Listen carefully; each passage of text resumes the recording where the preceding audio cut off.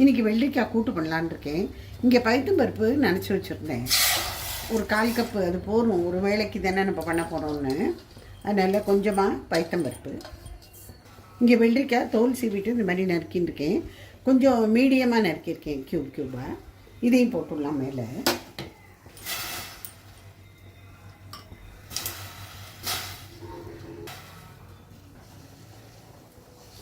உப்பு, மஞ்சப்பொடி. இப்போ இதை குக்கரை மூடிடலாம். இது 2 விசிலுக்கு வச்சா போகிறோம். ஏன்னா வெள்ளரிக்காயெல்லாம் டக்குன்னு ஒன்றே குழஞ்சி போடும்.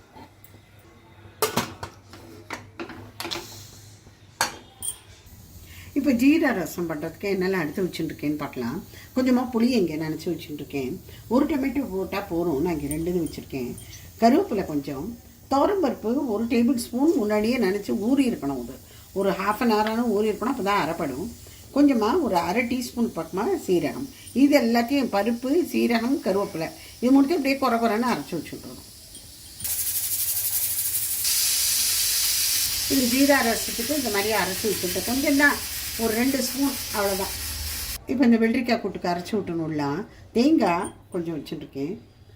1/2 ஸ்பூன் சீரகம், 2 மிளகா வத்தல், ஜலம் விட்டு அரைச்சிடலாம். இந்த வெள்ளரிக்காய் கூட்டில் இந்த தேங்காய் அரைச்சி வச்சுருக்கோம் இல்லையா, தேங்காய், மிளகா, ஜீரா அதை போட்டு விடலாம். கொஞ்சமாக ஒரு ஸ்பூனுக்கு பக்கமாக அரிசி மாவு போட்டு இறக்கிடணும். கரைச்சி அதை இறக்கினோன்னாக்க ஒரு போல் இருக்கும். இங்கே அரிசி மாவு ஒரு 1/2 டீஸ்பூன் கரைச்சி வச்சுருக்கேன். இதை போட்டோடனையும் ஒரு கொதி வந்தோடனே இறக்கிடலாம். கூட்டு விசிறி.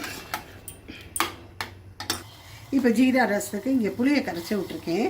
ஒரே ஒரு டொமேட்டோவும் போட்டிருக்கேன். கொஞ்சமாக உப்பு,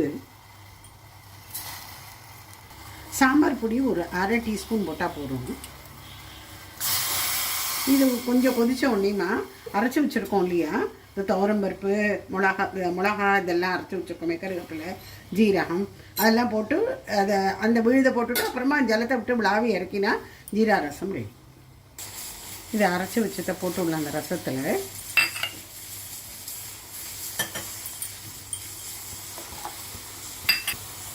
இப்போ நல்லா விளாவிண்டு விடலாம் 1 டம்ளர் ஜலத்தை போட்டு. இந்த அவரைக்காய் என்னத்துக்குன்னு பார்க்குறீங்களா, இந்த அவரைக்காயை வச்சு இன்றைக்கி தொகையில் அரைக்க போகிறேன். அங்கெல்லாம் நார்த்துலலாம் இதை பர்த்தா அப்படின்னு சொல்லுவாங்க. பைகன், அதாவது கத்திரிக்காய் வச்சு எப்படி பர்த்தா பண்ணுறோமோ அந்த மாதிரி அவரைக்காயும் வச்சு பண்ணுவாங்க. அது கொஞ்சம் பண்ணுற ஸ்டைல் வேறு. இது நான் நம்ம ஸ்டைலுக்கு அடாப்ட் பண்ணியிருக்கேன். இன்றைக்கி இதை வதக்கிட்டு கொஞ்சம் தேங்காய், எப்படி கடுகு, உளுத்தம் பருப்பு எல்லாத்தையும் வறுத்துட்டு தொகையில் அரைப்போமோ அதே ஸ்டைல் தான்.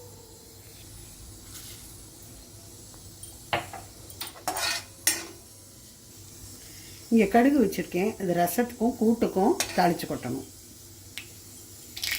ரசத்தில் போட்டுட்டேன், கூட்டில் இதில் உளுத்தம் பருப்பு போட்டுட்டேன்.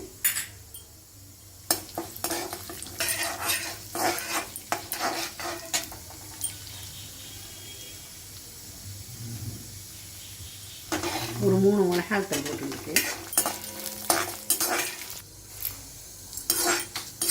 உளுத்தம் பருப்பு எடுத்து விடலாம். இப்போ இந்த அவரைக்காயை எண்ணெயில் போட்டு வதக்கின்னு விடலாம்.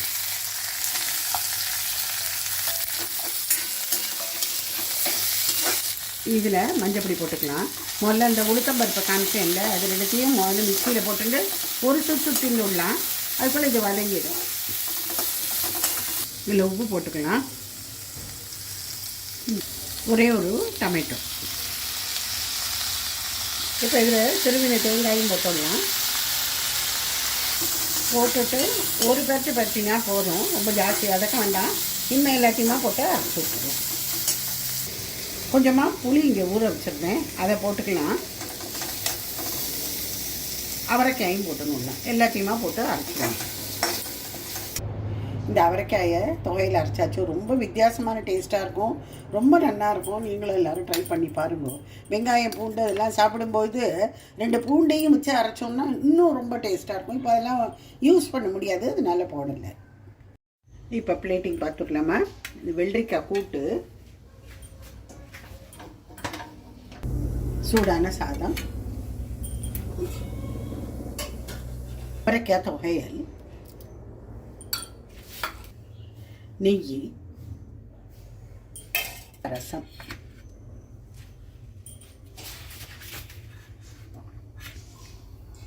தயிர். ஸோ மாலைபட்சம் டே 12ஓட லஞ்ச் இது தான். இன்றைக்கி கொஞ்சம் வித்தியாசமாக பண்ணியிருக்கேன். அதாவது அவரைக்காய் தொகையெல்லாம் அரைச்சதில்லை.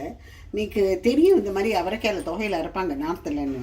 ஆனால் இன்றைக்கி தான் நானே பண்ணியிருக்கேன். ஆனால் அது ஒரு நம்மளோட டச், சவுத்தோட டச் அதில் கொடுத்துருக்கேன். ஸோ நாளைக்கு பார்க்கலாம். Bye friends.